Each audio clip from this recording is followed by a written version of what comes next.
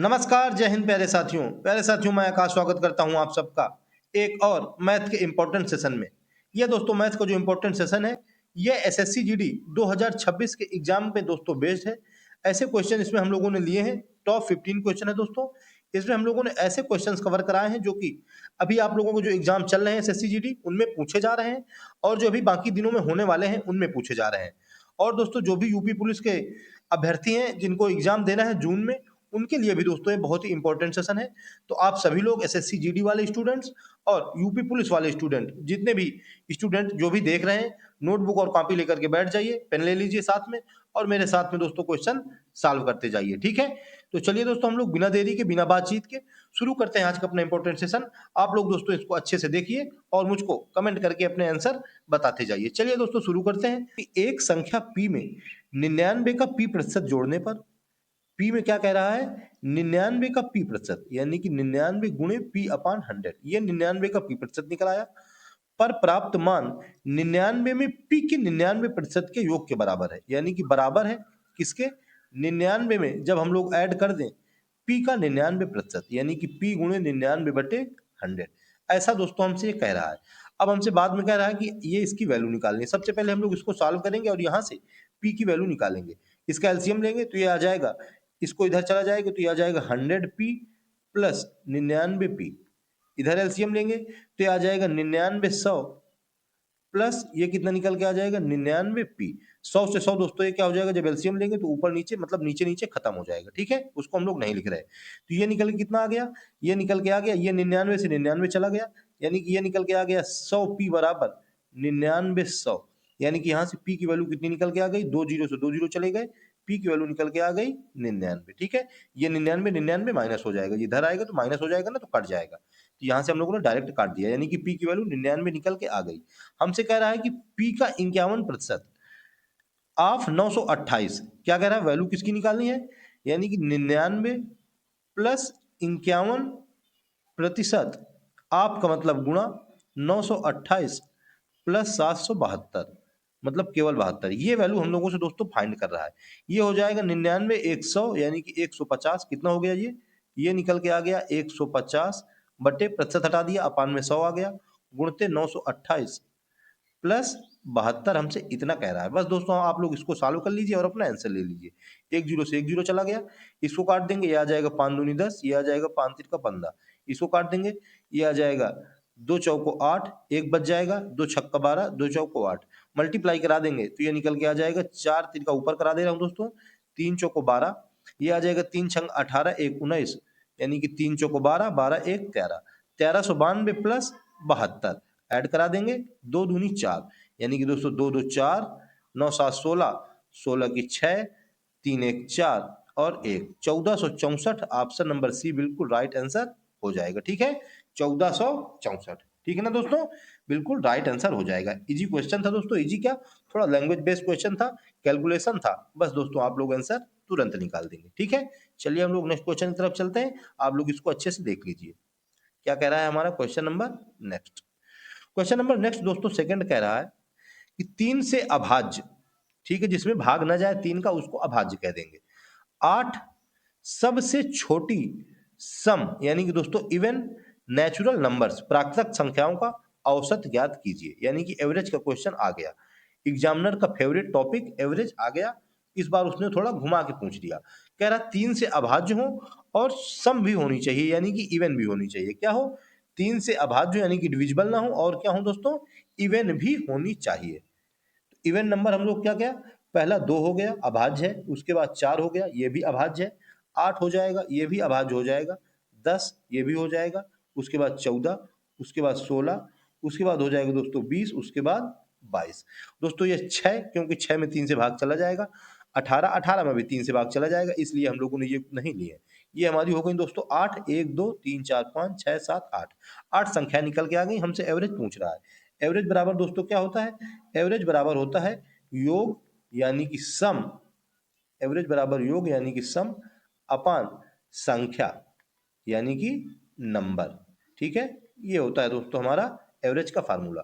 योग करना है हमको सबको, तो हम ऐड कर देंगे, 2 + 4 6, 6 और 8 14, 14 10 24, 24 और 14 24 10 34, 34 और 4 38, 38 और 16, 38 10 48, 48 और 6 54, 54 और 20, 54 10 64, 64 20 74, 74 और 22, 74 तो 76 और 76 10 86 10 96, यानी कि 96 अपान संख्या 8 है, यानी कि 8, तो 12 8 96, ऑप्शन नंबर बी बिल्कुल राइट आंसर हो जाएगा। ठीक है ना, बी नंबर ऑप्शन बिल्कुल राइट आंसर हो जाएगा। आप लोगों ने दोस्तों ऐड देखा मैंने कैसे कर दिया, ऐसे दोस्तों आप लोगों को ऐड इतने ही फास्ट करना है। चलिए हम लोग नेक्स्ट क्वेश्चन की तरफ चलते हैं दोस्तों, क्वेश्चन नंबर 30 की तरफ। आप लोग इसको बैक करके जब आप लोगों को समझ में ना आए तो फिर से देख लेना। क्वेश्चन नंबर 30 क्या कह रहा है? कह रहा है दोस्तों कि एक व्यापारी ने रुपए 5400 में एक रूम कूलर खरीदा। कूलर खरीदा है उसने 5400 रुपए में। अब कह रहा है कि 25% की छूट देने के बाद उसे 25% का लाभ प्राप्त होता है। रूम कूलर पर अंकित मूल्य कितना है?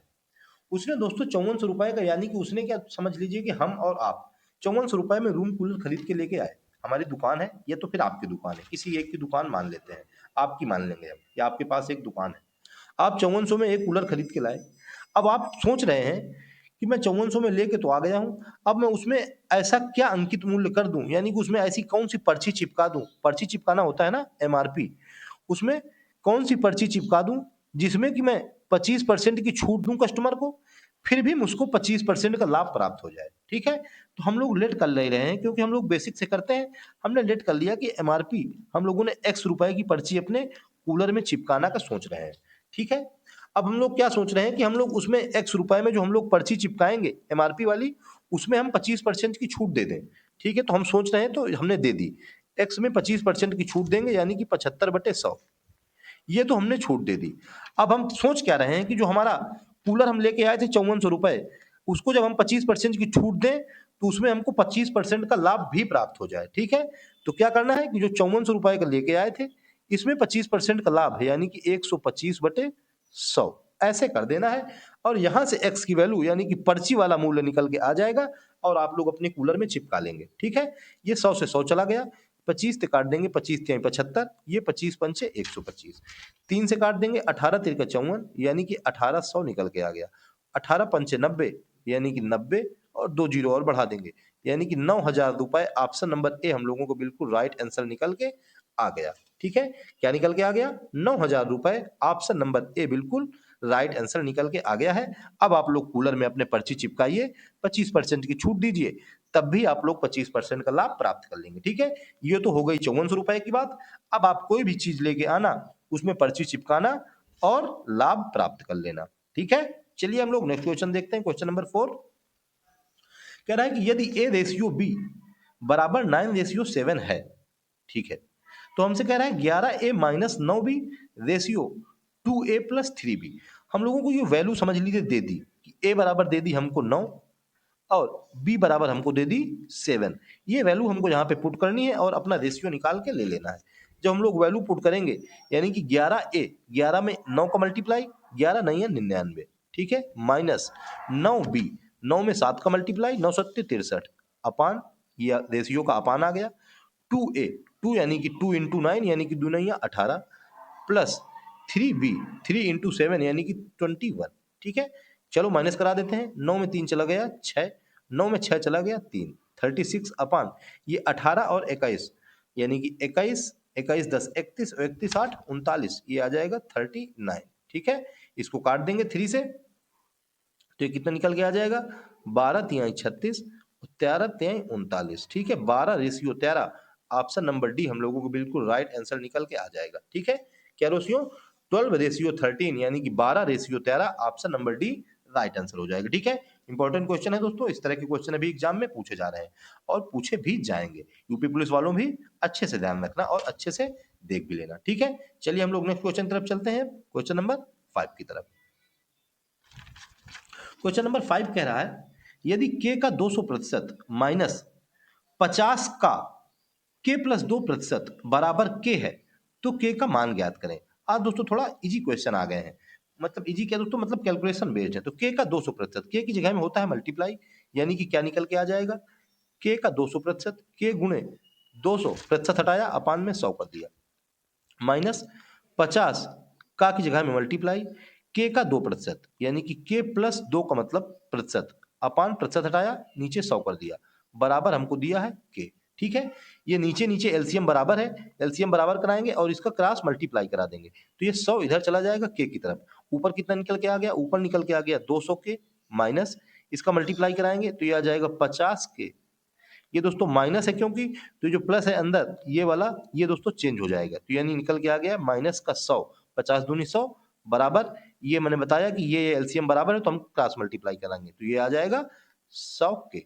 ठीक है, ये ऐसे निकल के आ गया। अब ये 200 के में 50 के चले गए यानी कि 150 के, ये 100 के भी इधर आएंगे यानी कि 150 के में 100 के चले गए तो ये निकल के आ गया 50 के बराबर, ये 100 उधर चला जाएगा तो 100 आ जाएगा, यहाँ से के बराबर निकल के आ जाएगा 2। कितना निकल के आ गया, के बराबर 2। ऑप्शन नंबर सी हम लोगों को बिल्कुल राइट आंसर हो जाएगा। ठीक है, केवल दोस्तों सॉल्यूशन करना है और अपना आंसर ले लेना है। चलिए हम लोग नेक्स्ट क्वेश्चन तरफ चलते हैं दोस्तों, क्वेश्चन नंबर 6 की तरफ। ये दोस्तों थोड़ा तगड़ा क्वेश्चन अब आया है, कह रहा है एक निश्चित समय में 3 महिलाएं जितना काम कर सकती हैं उतना ही काम 2 पुरुष कर सकते हैं, यानी कि 3 महिलाएं यानी कि 3 विमेन जितना काम कर सकती हैं उतना काम 2 पुरुष यानी कि 2 मेन कर सकते हैं। ठीक है, विमेन को हमने डब्ल्यू कर दिया और मेन को हमने एम कर दिया।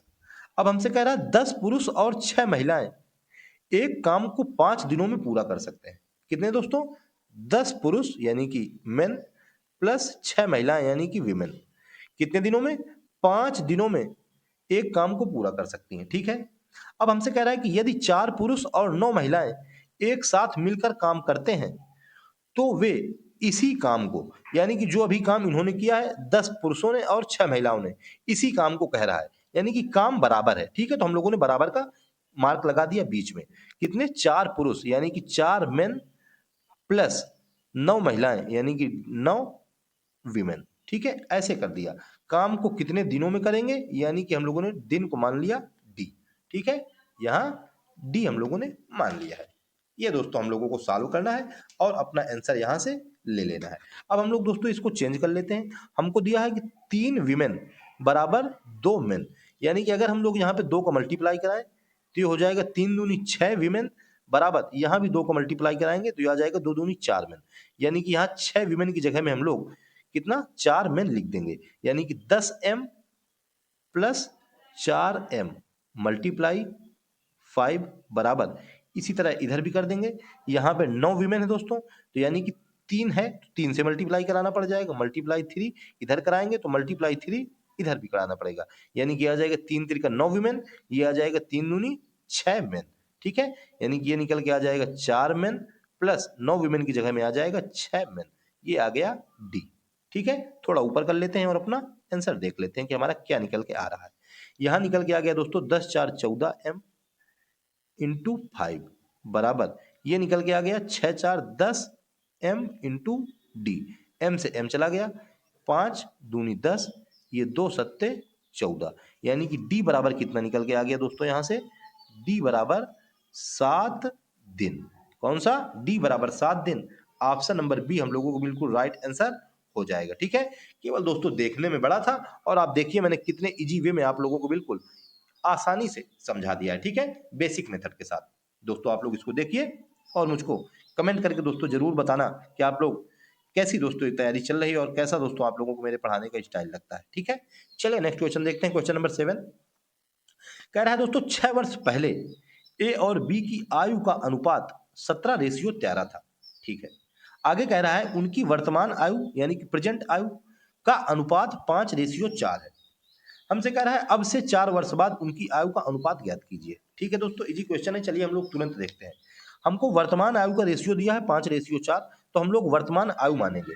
मान ले रहे हैं कि वर्तमान आयु कितनी है ए और बी की, ए की हो जाएगी 5x और बी की कितनी हो जाएगी, बी की हो जाएगी 4x, ये हो गई वर्तमान आयु। अब हमसे कह रहा है कि 6 वर्ष पहले, यानी कि वर्तमान से 6 वर्ष पहले यानी कि माइनस करा देंगे तो ये आ जाएगा 5x माइनस 6 अपान 4x माइनस 6, रेशियो कितना है 17:13 रेशियो दिया है, इसलिए दिया है कि यहां से हम लोग सॉल्व करेंगे और अपना x की वैल्यू निकाल लेंगे। चलिए 13 पचे 65x क्रॉस मल्टीप्लाई करा रहे हैं, माइनस 13 छंग 78 बराबर, ये आ जाएगा 17 चौको 68x माइनस 17 छक्का 102, 68 ही यक्स है यहाँ पे। ठीक है, चलिए इसको इधर ले जाएंगे, इसको इधर ले जाएंगे, तो ये इसको इधर लेके आएंगे तो ये आ जाएगा 3x। जब इसको इधर लेके गए हैं मतलब 65 68 में 65 चले गए, इसको 102 में 78 माइनस करा देंगे, कितना आ जाएगा, तो ये आ जाएगा 78 2 80, 12 में 8 चले गए 4, यानी कि 9 में 7 गए 2, 24 निकल के आ गया। 3x बराबर 24, यानी कि यहाँ से निकल के आ गया x बराबर 8। x बराबर 8 निकल के आ गई, यानी कि वर्तमान एज कितनी हो जाएगी दोस्तों, वर्तमान एज हो जाएगी 5 40। ए की निकल के आ जाएगी 40 और बी की निकल के आ जाएगी 8 चौको 32। हमसे पूछ रहा है कि 4 वर्ष बाद उनकी आयु का अनुपात कितना होगा, रेशियो कितना होगा, हमसे पूछ रहा है कि कब, 4 वर्ष बाद। वर्तमान है उनकी 40, यानी कि 4 वर्ष बाद हो जाएगी 44। वर्तमान है उनकी 32, यानी कि 4 वर्ष बाद हो जाएगी 32 4 36। बस इसको काट लो और अपना आंसर ले लो। ठीक है, चलिए काट देते हैं 4 से, 11 चौको 44, 4 नहीं 36, 11 रेशियो 9, ऑप्शन नंबर ए बिल्कुल राइट आंसर निकल के आ गया है। ठीक है, 11 रेशियो 9। बहुत ही इजी वे में दोस्तों मैंने आपको समझाया है और आपको समझ में भी आया होगा। चलिए हम लोग नेक्स्ट क्वेश्चन की तरफ चलते हैं और आप लोग अच्छे से कवर करिए। क्वेश्चन नंबर 8 क्या कह रहा है, क्वेश्चन नंबर 8 कह रहा है एक, ये दोस्तों यहाँ पे कार है, क्या, एक कार के 10% के लाभ पर 66,000 रुपए में बेची गई। 10% के लाभ पर दोस्तों कितने में, 66,000 में बेची गई है। ठीक है, फिर कह रहा है इसे रुपए 600 अधिक में बेचा जाता तो प्रतिशत लाभ कितना होता। अभी 66,000 में बेचा गया था, अगर 600 अधिक में बेचा जाएगा तो कितने में, 66,600 में बिक जाएगी। कितने में दोस्तों बिक जाएगी, 66,600 में। मतलब उसमें ऐड कराएंगे तो कुछ अलग निकल के आएगा, 66,600 क्या निकल के आएगा, वही, हाँ सॉरी, 66,600 निकल के आएगा। तो हमसे कह रहे हैं कि बताइए प्रतिशत लाभ कितना होगा। तो प्रतिशत लाभ निकालने के लिए हमको सीपी की जरूरत पड़ेगी, क्योंकि लाभ में एसपी और सीपी होता है। एसपी तो हमें पता चल गया कि 66,000 में हमने पहले बेचा था, कह रहा है अब 600 अधिक, यानी कि 66,600 अब इतने में बेची जाएगी। सबसे पहले हम लोगों को यहाँ से सीपी निकालना है।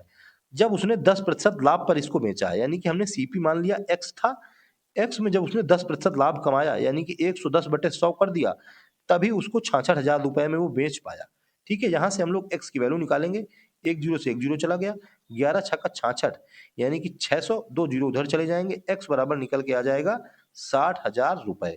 यही हमारा निकल के आ गया सीपी, यानी कि क्रय मूल्य, यानी कि कास्ट प्राइस, खरीदने वाला मूल्य।